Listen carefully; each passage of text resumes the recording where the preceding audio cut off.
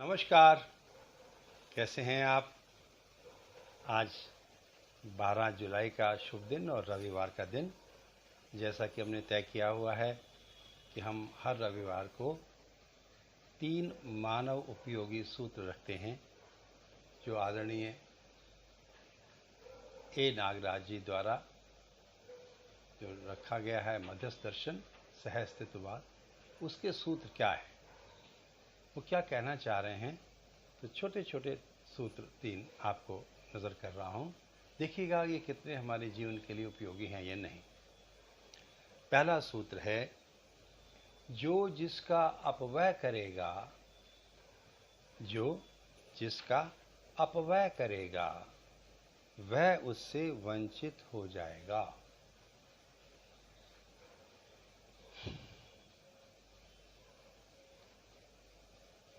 तो जब हम किसी भी चीज़ का अपव्यय करते हैं, यानी कि दुरुपयोग करते हैं, वेस्ट करते हैं,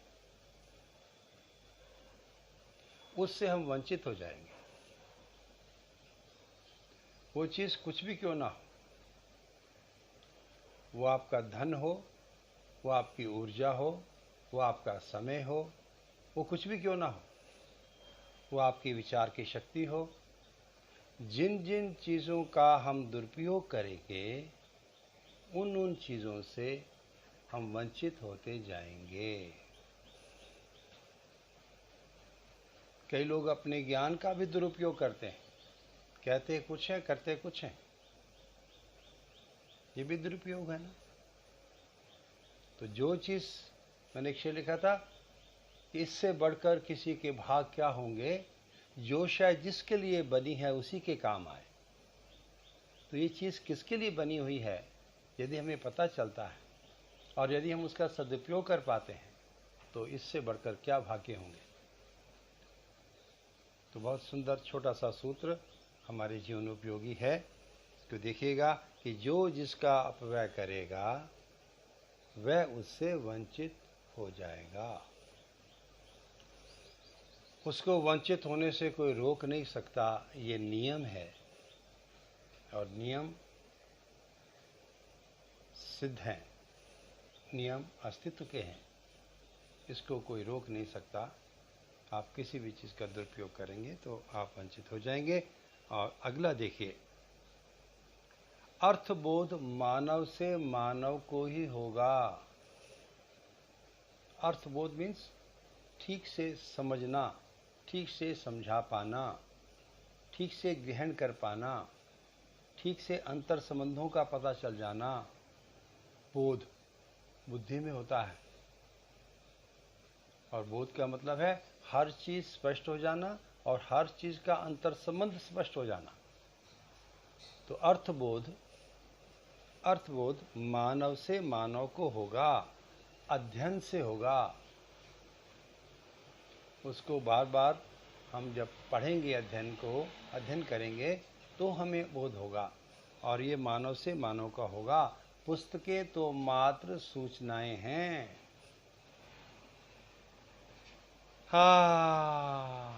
हमने ग्रंथों को कितना महान मान लिया।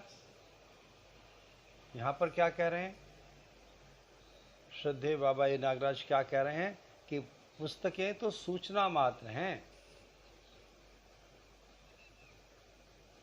उनसे हम सूचनाएं तो ग्रहण कर सकते हैं लेकिन उससे अर्थबोध नहीं होगा। अर्थबोध किससे होगा? मानव से होगा। किस मानव से होगा?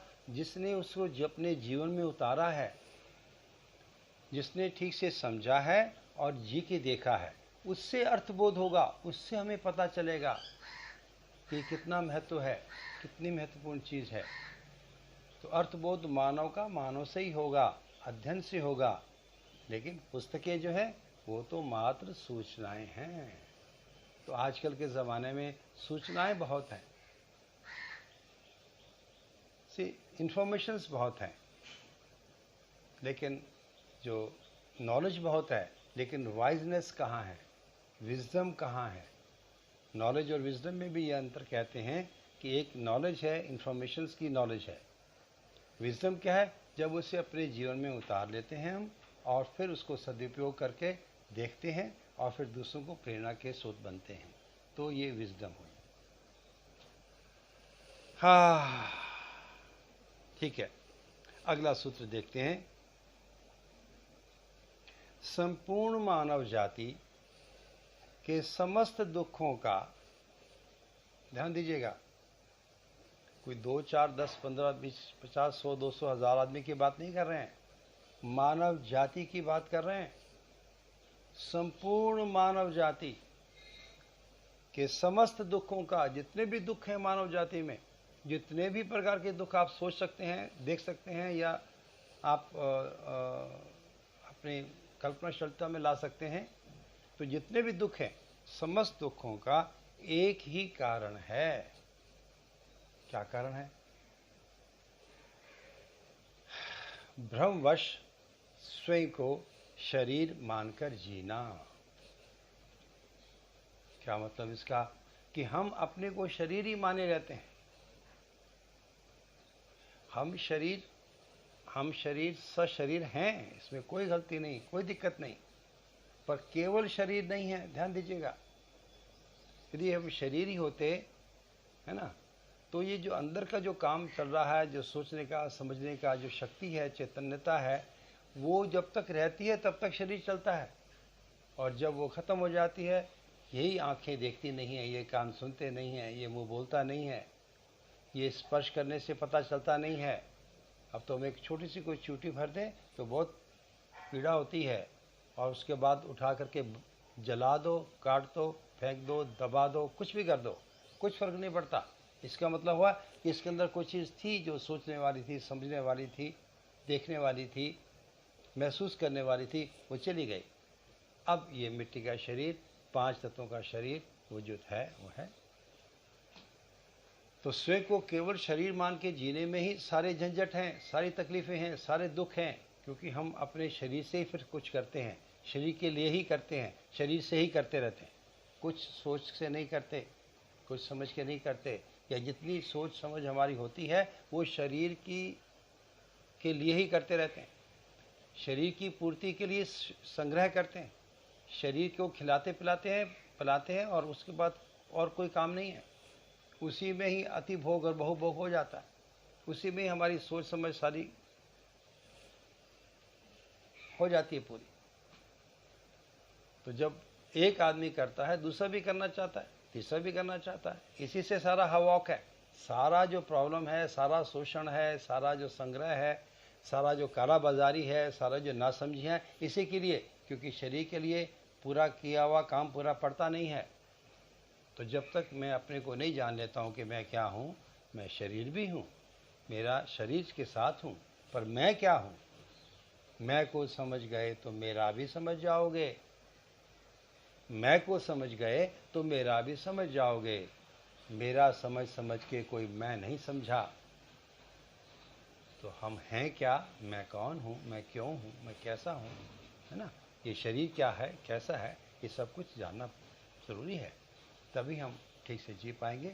ऐसा इस सूत्र में बताया गया है कि हम केवल शरीर के लिए न जिएं, और हमारा दुखों की, जो समस्त दुखों की जो कारण है, शायद यही है हमारी नासमझी, कि हम स्वयं को शरीर ही मान लेते हैं और ऐसे जीते रहते हैं।